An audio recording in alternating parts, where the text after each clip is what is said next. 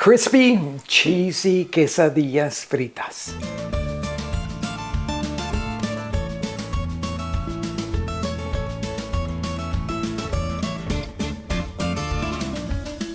Hi everyone and welcome back to my kitchen. Now in the United States, when you say quesadilla, usually people think about a flour tortilla with melted cheese on it, like the Mexican equivalent of a toasted cheese sandwich. But in Mexico, in central Mexico especially in Mexico City, there are these places that specialize in a quesadilla frita, a fried quesadilla that is made with the same dough that you make corn tortillas with. And I will tell you, when you delve into that, man, it just opens up a world of possibilities, of really, really delicious possibilities. So I'm going to show you how to make the Central Mexican quesadillas fritas. Simple ones with just a cheese filling, though in Central Mexico, they put all different kinds of things into these little fried turnovers. So first thing that we have to talk about is the dough, that dough that you would use for making corn tortillas. And I've got fresh ground corn masa here in front of me. Now, for a lot of you, that will not be available or easily available. We get it every day in our restaurant. So that's what I wanted to show you because it works in a slightly different way, and hopefully it will encourage you one of these days to go down to a tortilleria that's making fresh ground corn masa and get some and actually cook with it. If you don't have the fresh ground corn masa, then of course you're going to be starting with the dehydrated masa harina. You can find it widely available, certainly in every Mexican grocery store, but now in a whole lot of regular grocery stores as well. The Maseca brand is widely distributed and it's fine, but if you want the good stuff, then buy the Masienda masa harina. Masienda makes heirloom corn masa in different colors and you'll have a lot of fun with that, and the flavor's much richer and much more distinctive. Okay, starting here with this white corn masa that we use to make tortillas in our restaurant. I'm going to add some other things to it that make this little casing for our little turnover a little bit, I'm going to say cakier. That's what we're looking for here. So I've got a little bit of all-purpose flour here, and I'm going to add about 3 tablespoons of that to this. Then I'm going to add a couple of rounded tablespoons of fresh rendered pork lard. Now you don't have to use this. You could use some regular vegetable shortening or even some oil in this. A little bit more than 2 tablespoons. A half a teaspoon of this baking powder here. This will kind of lighten it, puff it up. And then I've got, I'll need a teaspoon of salt. I'm using rounded teaspoons because I'm using the diamond crystal salt, which has a different volume. So I'm going to work all of this together, but I can tell you right now that it's going to need some water added to it because the dough will be too dry, and I'll show you what we're looking for in the consistency of that dough. But working all of the ingredients thoroughly in is our first step because we want to make sure that they're beautifully distributed here. Now, I'm going to show you what this looks like at this thickness, okay? So if I take this and I roll it into a ball and then I press it out, it's going to crack all the way around the outside. That says that it's way too dry. So I'm just going to throw a little bit, a splash of water in here because a little goes a long way when you are softening the consistency of the masa. It's certainly softer than the consistency of Play-Doh. It's like a cookie dough, like a lot of cookie doughs are. And you work, obviously, once you add the water, you have to really work it in because the consistency of the dough will change as you're working it in. This is beautiful. Okay, now, let's do that same test here. Roll a little ball of it and then press out. And you'll see that there's no cracking on the edge. That lets us know that we've got the right consistency here. I'm going to divide this now into 12 pieces because this is the size that we're looking for making these quesadillas fritas. So first thing obviously is to roll an even log, and then I will cut it in half, and then in half again, and then each one of those into 3 even pieces. And I think that will put us in the place that we've got all of these quesadillas fritas the same size except for that little one, which needs a piece of this one added to it. Okay, next step is to make little balls out of this. And if you're not going to be working quickly, I would suggest that you keep these covered so they don't dry out. I have a tortilla press here. I like to work with a tortilla press that's really heavy because the lightweight cast aluminum ones, they just move around on the countertop too much. This has its own weight so that it stays in place. I will say that if you don't have a tortilla press, you can still do this recipe. Take a couple of flat plates that you can press between. This is not making tortillas. This is making something that is thicker than a tortilla, so it's way easier to do with 2 plates. If you haven't decided if you want a tortilla press or not, please feel free to use the 2-plate things. So I have melting cheese. So this for you might be Monterey Jack or a mild cheddar or a Colby. In Mexico, it would likely be the kind that's called Chihuahua or what they call Manchego there. It's just a melting cheese, a simple melting cheese, not too strong in flavor. So I made them into little, what I would call football shapes there, and we've got our dough here in balls. I'm going to put one of the balls into the tortilla press, but I've cut first a plastic to line this tortilla press. And what this is like vegetable bag from the grocery store. Works really well for this kind of thing.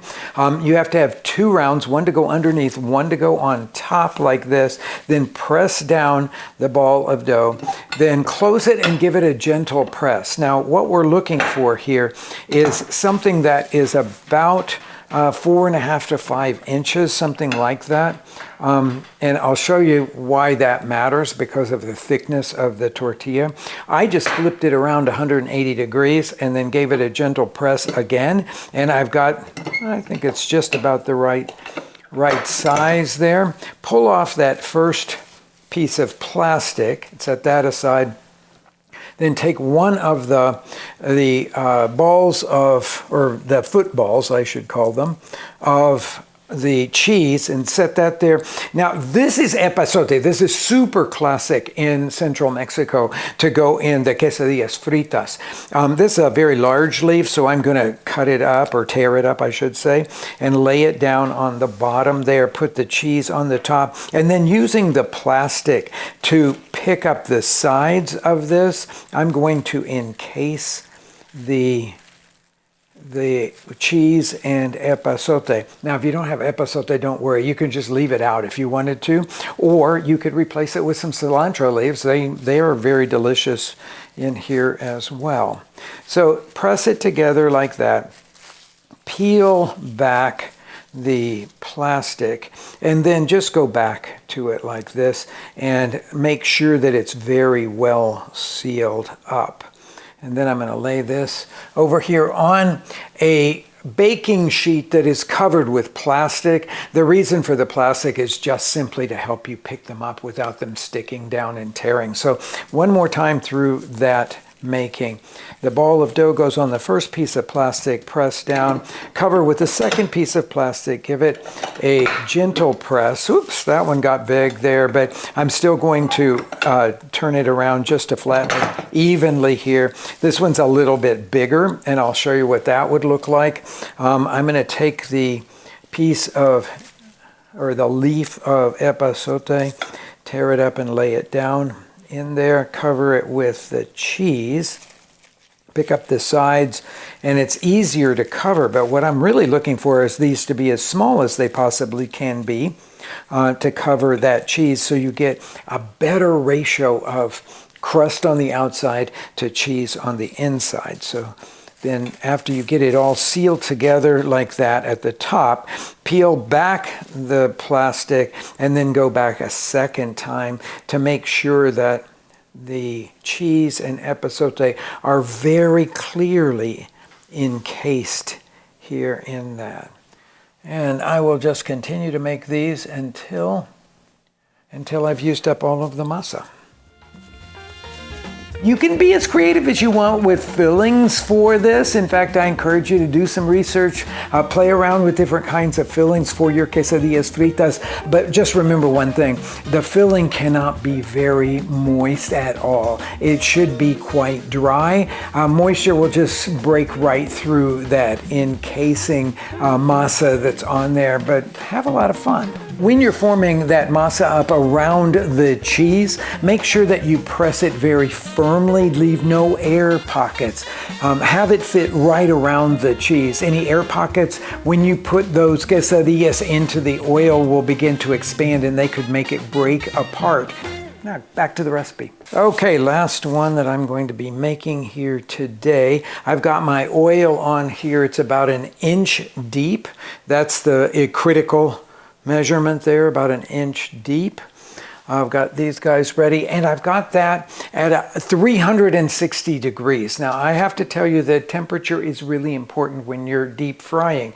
Yes, I could look at this and I could say, yeah, it's got this nice shimmer on the top of it, and it feels like it's hot, or I could put an edge of it in there and see it crackle sharply, but that could be 30 or 40 degrees difference than what I'm looking for. So I'm looking for the 360 degree temperature here.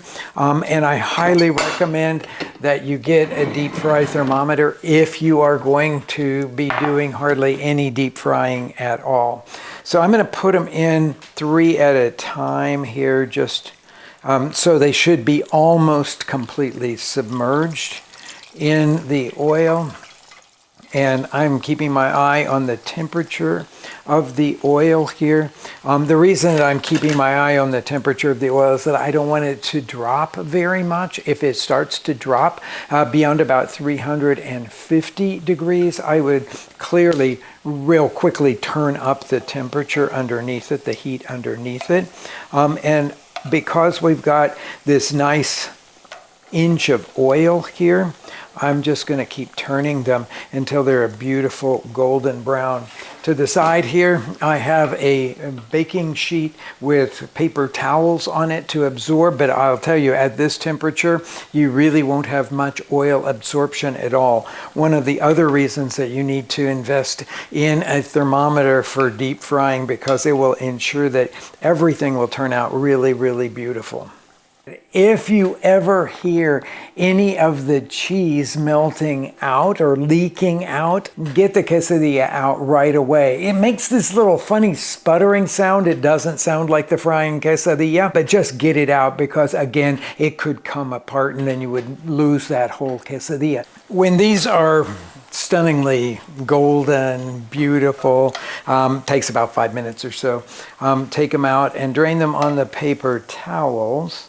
And you will see how beautiful they come out, like almost greaseless completely, even though they are deep fried. Now, I like to present these in a fairly simple way, but in a way that will help to keep them warm. So sort of half nestled in here into a napkin like that. And then I always serve them with salsa. Now, when I was living in Mexico City, one of my very favorite things to do, especially on a Sunday afternoon, was go to the southern suburb of Coyocan, where there were these very famous vendors of quesadillas fritas. And you could go in there and tell them what kind of filling you wanted. Obviously, we've got cheese here, which I'm sure all of you are expecting if it's called a quesadilla. But they use all kinds of other things as well. Huitlacoche, squash blossoms, chicken tinga. The list goes on and on. And they could have cheese, or maybe they don't have cheese at all, but they still call them a quesadilla frita. When you serve this to your guests, and I'm going to just take a little bit of the end of it off so I can add some of this beautiful roasted tomatillo salsa on the top of it. They will be blown away at the corniness, at the that rich flavor of the cheese, the tanginess of the salsa, that unusual flavor of the epazote that's there. It couldn't be better for a party.